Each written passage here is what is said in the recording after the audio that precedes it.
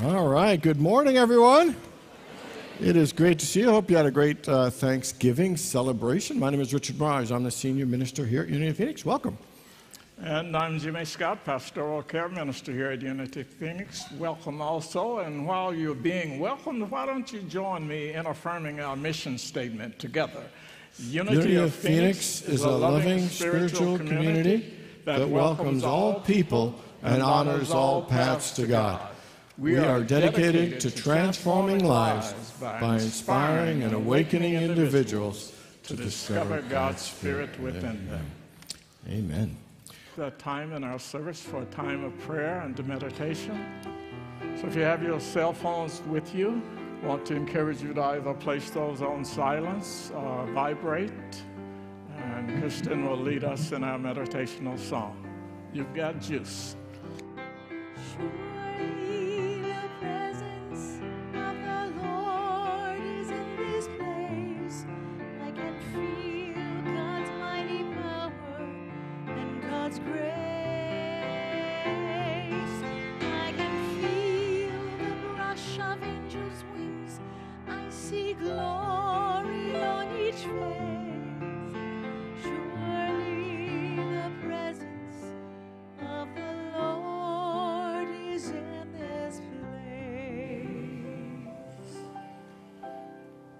Surely the presence of the Lord is in this place. Just allow those words to sink into your consciousness as you take a moment or two to get comfortable in your seat and to take a deep, refreshing breath and just let go of some of the excitement and the busyness of the Thanksgiving season.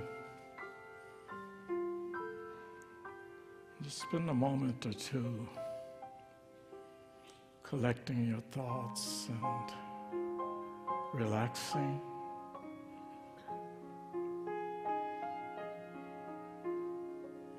And making a conscious intention of opening your heart and your mind to that great indwelling presence that lives and moves and has its very being in you.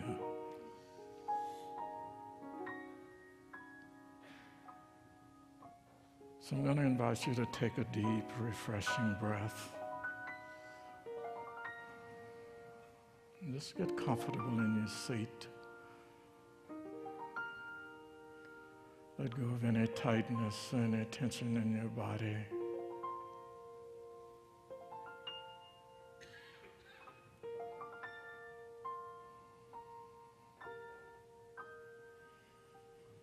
And as this Thanksgiving month is coming to a close, we are also entering into that joyful part of the year that we call Christmas, wherein we celebrate the birth of the Christ and all that that implies.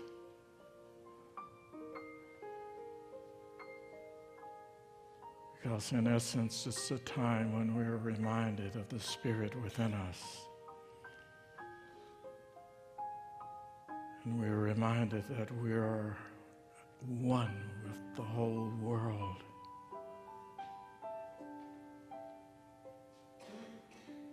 And so it's a perfect time to set aside our fears, our concerns,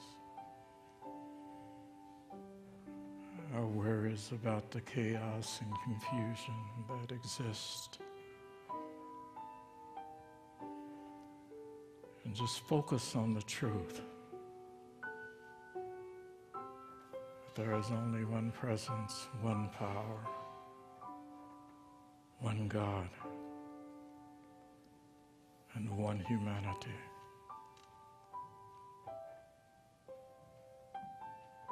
No matter what we think our differences are, we are still one.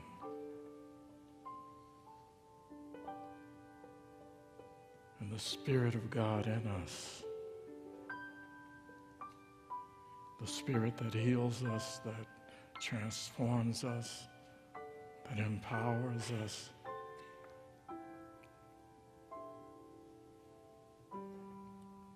God's Spirit cannot be owned by any one person, any one entity, any one religion.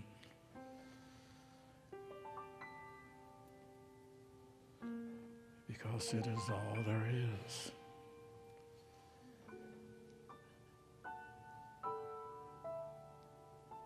So again, just a deep, refreshing breath. Turn quietly inward.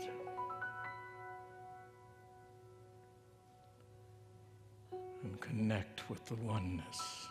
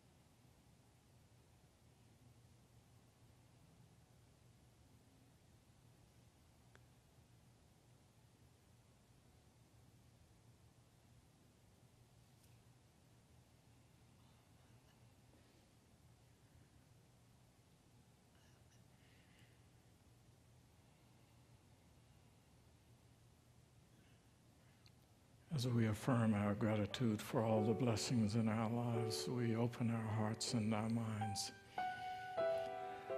for each upcoming moment, knowing that in each moment the Spirit of God goes before us to make safe, smooth, and easy our way.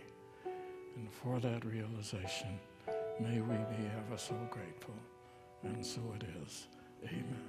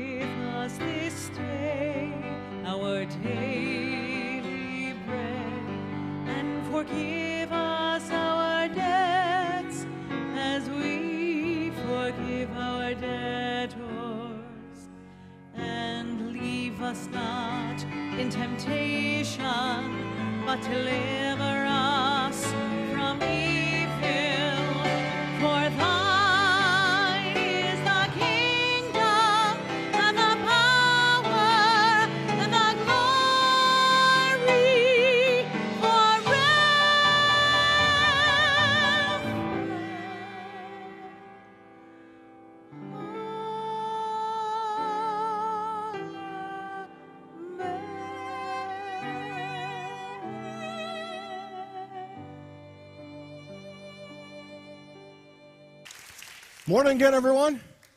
Great to see you, and a shout out to everybody who tunes in and watches us online. So an artist asked the gallery owner if there'd been any interest in her paintings that were being displayed in his gallery. And he said, well, I got some good news, and I got some bad news. The good news is a gentleman noticed your work, he liked it, and he asked me if they would appreciate in value after your death. And I told him you were so good, they would definitely appreciate in price. So he bought your entire collection, all 10 paintings.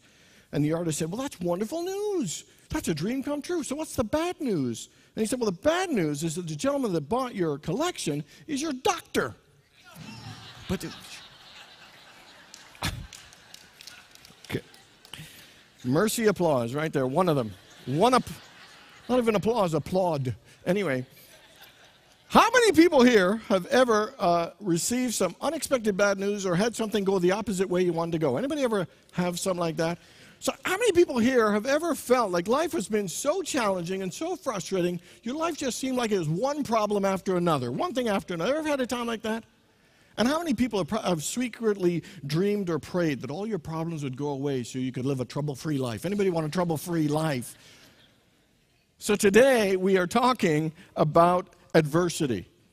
Every one of us experiences adversity in our lives. And whether it is relationship issues, or whether it is financial struggles, whether it is losing our job, or having family turmoil, or health challenges, or fighting our inner demons, every single one of us goes through adversity in life. You know, we all experience defeats and disappointments. We all experience heartaches and mistakes, failures and setbacks, and sometimes it's not easy. Sometimes it feels like we're getting beaten down and we're just overwhelmed to the point that we feel down and wonder, is my life ever going to get better? Will I ever find love? Will I ever find happiness? Will I ever really succeed the way I want to succeed? And will things ever really work out for me the way I want it to work out? And then we wonder, do I really even have what it takes to improve my life and have a better life? And we get to a point where sometimes we feel helpless and hopeless and powerless. You know, our experience and our attitude about adversity tends to be kind of negative. Just hearing the word adversity makes us cringe to a certain extent because it feels painful. The word adversity sounds painful. You know, it sounds like undesirable and something that we would absolutely hate because from us it means a roadblock to our peace and happiness and an obstacle to the achievement of our dreams and the desires and the life that we want. But this is not the only perspective that we can have about adversity. Listen to the words of the great Walt Disney. He said, all the adversity I've had in my life, all my troubles and obstacles have strengthened me. You may not realize it when it happens, but a good kick in the teeth may be the best thing in the world for you. I think that's a little cruel and graphic, but in that message is the idea that adversity has its blessings and benefits. That adversity isn't there just to ruin our lives, it's actually to bring forth even greater things. You know, I read 2 articles this week. The first one was about written for athletes and performance. It was for coaches, athletes, and parents. And it was called The Importance of Adversity in Growth and Development in Achieving High Levels of Performance. And what it said was, if people want to achieve high levels of performance, that means they have to stretch and risk things, which means that they will make mistakes, that they will fail, they will stumble, there will be awkward experiences that you have to work through and hang through. But for those who are willing to do that, they actually are the ones who break through to higher levels. And then another article, it said, you know, people always talk about IQ, the intelligence quotient, and then they talked about EQ, our emotional quotient. There was a research paper that said there's a third element of success and happiness, and it's the AQ. It's the adversity quotient. That the people in life who succeed are good at handling adversity. That they are the ones that are willing to adapt, willing to learn, willing to change. They are the ones who are willing to take that experience and transform themselves to achieve something even greater and better. People who have high adversity quotients rebound from difficulties and problems quicker, and they tend to reach higher levels of success in their business, in their sales. They're the ones who get promotions. You know, it's the ones who have failed over and over again, but kept going and had a good adversity quotient are the ones who tend to break through to higher levels of happiness and success. So I want you to think about some adversity going on in your life. If you don't have one, I can share a couple of mine with you. But I want you to think of an adversity, a challenge in your life right now, and I want you to think about how well are you handling it? And on a scale of 1 to 10, 1 being low and 10 being the highest, What is your adversity quotient? How many people would say, based on the adversity in your life and how you've handled it and your pattern of handling it, how many people say there's some room for you to improve how you handle your adversity? Right? Okay, about 10. That's fantastic. The first service was just 7. So I'm feeling progress is being made. And so everything about adversity to me comes down to one important thing, and that is how you choose to see it and how you choose to move through it or not move through it. And there are 2 ways we can see adversity. We can see it as a burden, something that's onerous and heavy, that weighs us down, that stops our progress, that blocks our good, or you could see it as a bridge to the better, as a path to progress, as a road to recovery and renewal, as an avenue for advancing and lifting your life to a higher level. Every one of us faces adversity, and it is not fun at all, but the question is, how well are you handling it? Because that determines what level and quality of life you can break through to or not. So this morning I want to talk about the principles and the ideas to help us better advance through our adversity. And the first one is a very simple thing. It's a very simple premise, and that is adversity is a natural part of life. Jesus put it very simply when he said, in this life, there will be trials and tribulations. He didn't say in this life there might be trials, he said there will be.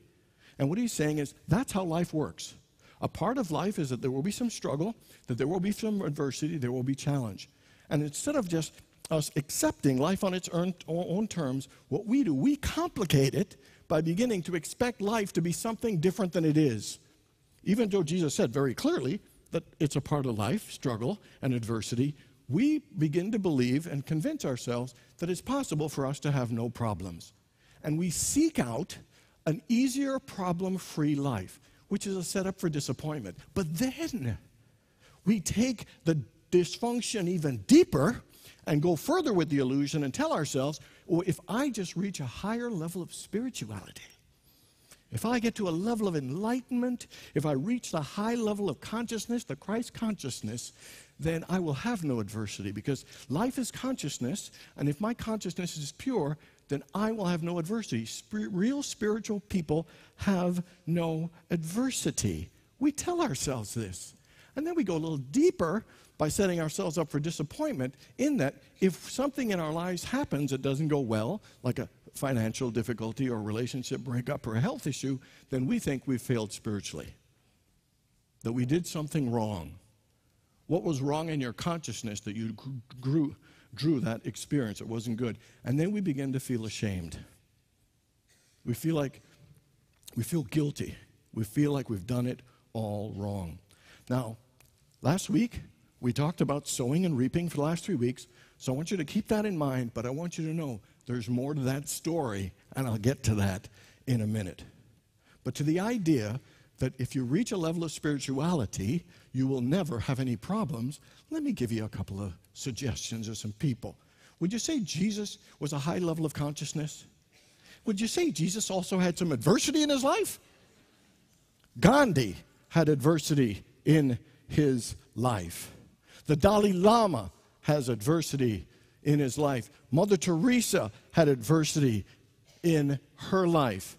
Oprah had some, Dr. Phil, Judge Judy, everybody has got adversity in their lives. No one is immune from it. So we sell ourselves a story, thinking if I get to this level of consciousness, that it'll all go away, and then shaming ourselves that we've done something wrong. It's not a good, healthy thing, and it's not accurate, and it's not true. We give ourselves unnecessary burden and pain by believing that. Let me give you an example of what I think life is like. So the caterpillar is going along being its caterpillar self. Then it gets a guidance that it should make a cocoon. And then what happens in the cocoon, it dies to its old caterpillar self. It actually has to dissolve itself, and then it's reborn into a butterfly. And interestingly, the butterfly has to bust out of the cocoon. If you tried to cut the cocoon and help the butterfly out of the cocoon, you know what would happen? It would die.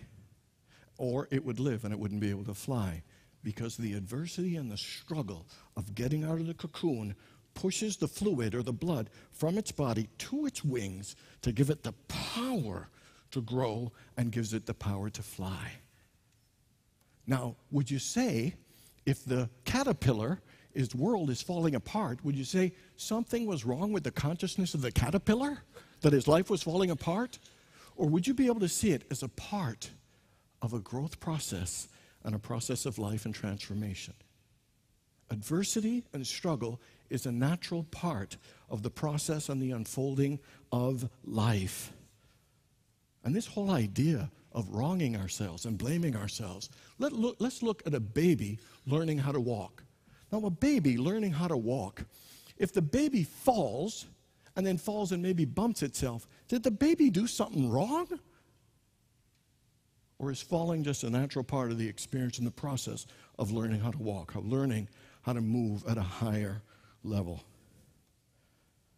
You know, sometimes I think we use the word adversity to have it equal frustration, blame, disappointment, and annoyance.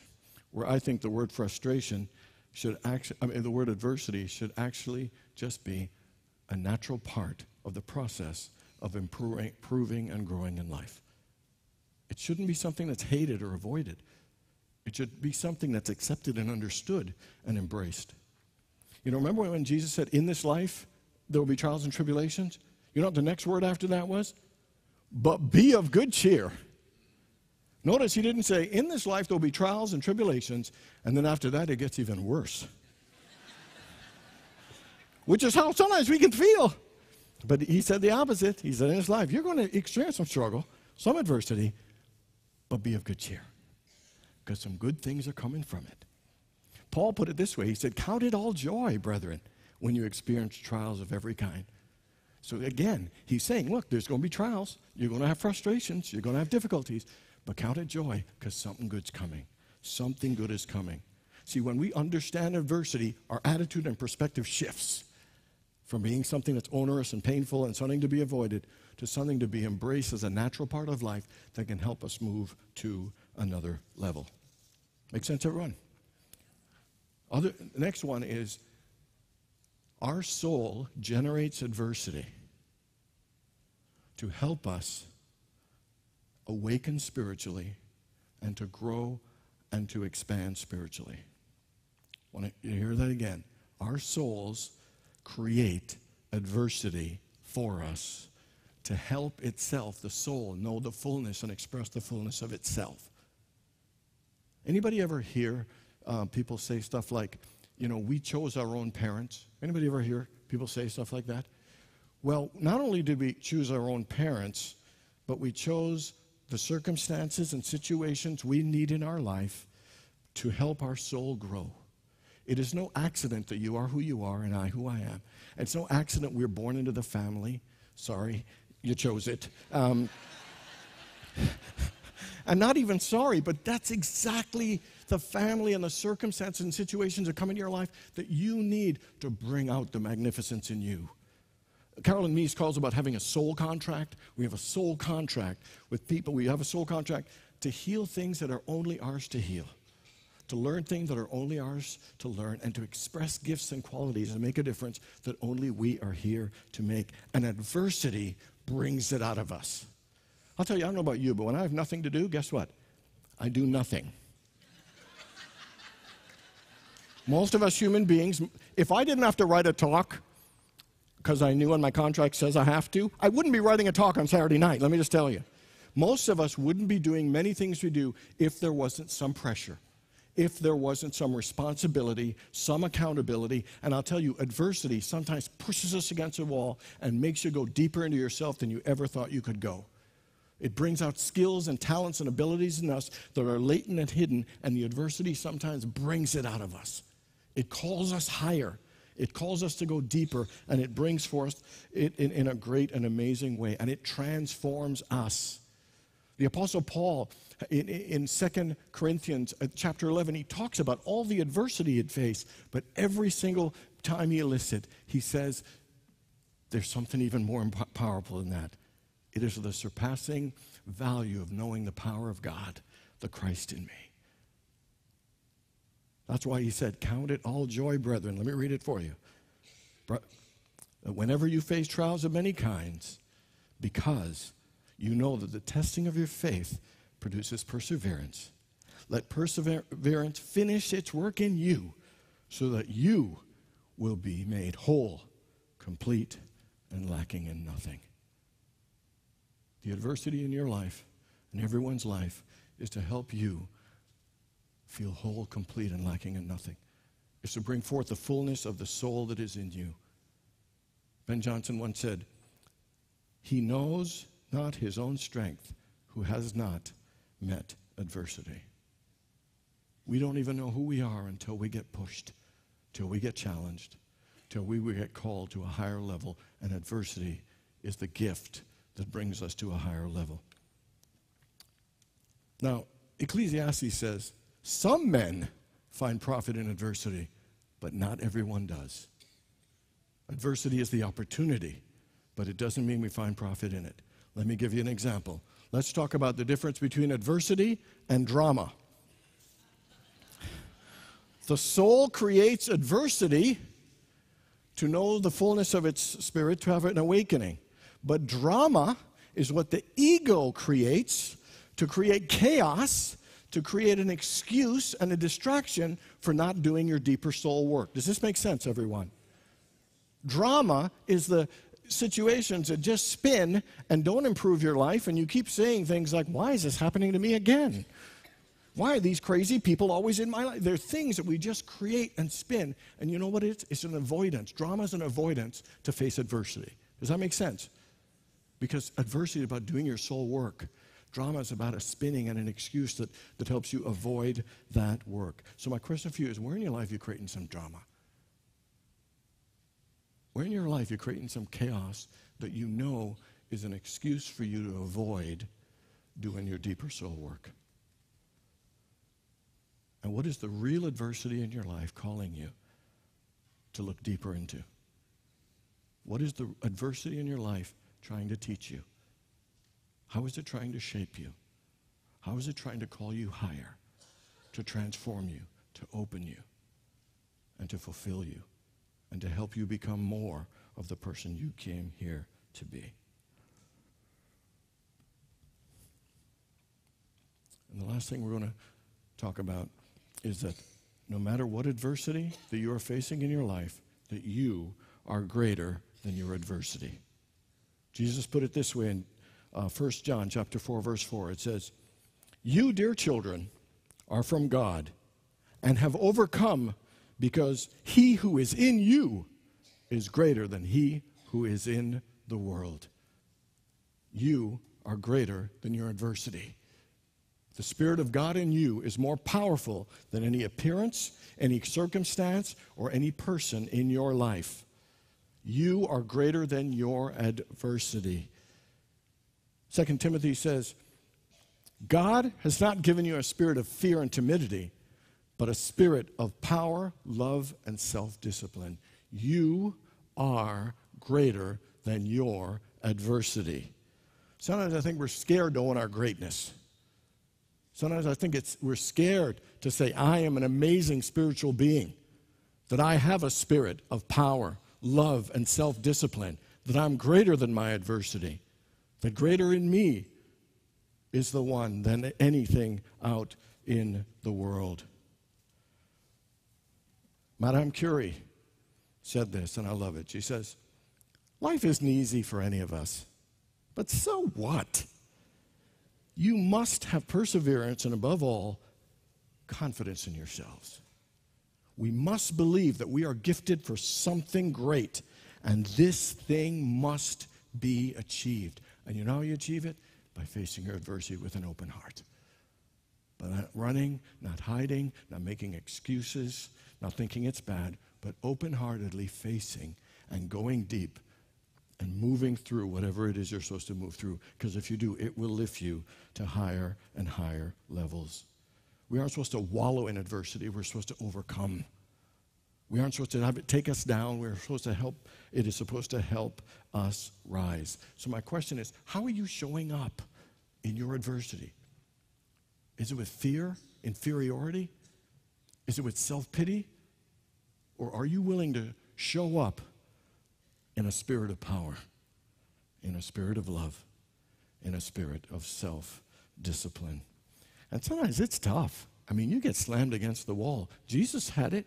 Remember in Gethsemane, where he was so exhausted, he said, Father, if you can, take this cup from me. This is too hard. But then he came to his awareness, realizing, for this I have come. Not my will, but thy will be done. He listened because he knew God was calling him higher, even though his human self wanted to give up. Everybody, I want you to think of someone you really admire. Think of that person. And I would bet one of the reasons you admire that person is because they overcame some adversity. The greatest, highest achievers in this world have overcome some level of adversity. Bill Gates, richest man in the world, failed miserably in his first business. Failed miserably many times, but he is now the richest man in the world. Like somebody once said, the big shot is just a little shot who kept shooting. Benjamin Franklin dropped out of school at the age of 10. His parents couldn't afford. Dropped out of school at the age of 10. It didn't stop him from becoming an educated man. He became an author and inventor. He invented bifocals, the lightning rod. He became an ambassador for the country. He was the first postmaster general and one of the founding fathers of this country. Stephen King had his first book rejected 30 times. I have a policy, if I get rejected 5 times, I give up. That's why he's Stephen King. And I haven't written a book yet, but anyway. Bethany Hamilton had her arm eaten and ripped off by a shark and rose above it to become a national surfing champion. Richard Branson, owner of Virgin Records and Virgin Airlines, a dyslexic and did very, very poorly in school. Rapper Jay-Z, not one label would sign him as a recording artist. Not one. So he created his own that's worth $500 million. And he married Beyonce.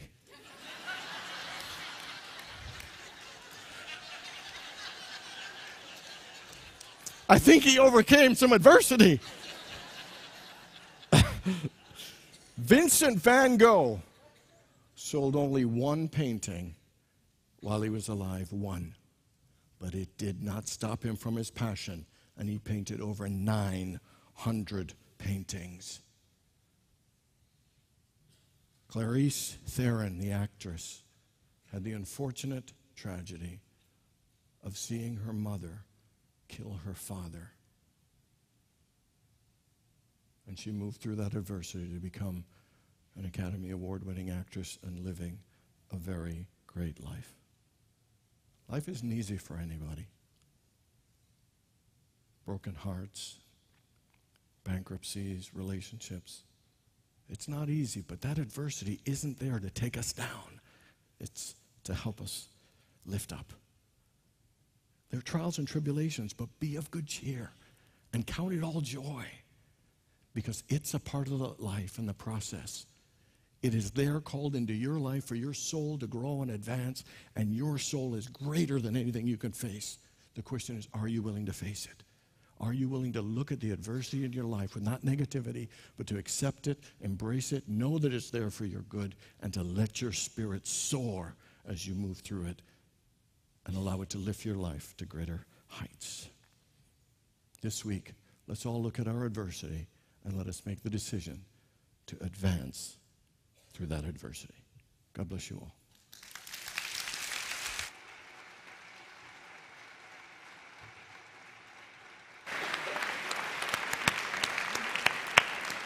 Hey, Richard. Ready? The light of God surrounds us. The love of God enfolds us. The power of God protects us. And the presence of God watches over us. Wherever we are, God is. Let there be peace on earth, and let begin with me. Let there be peace on earth, the peace that was meant to be with God.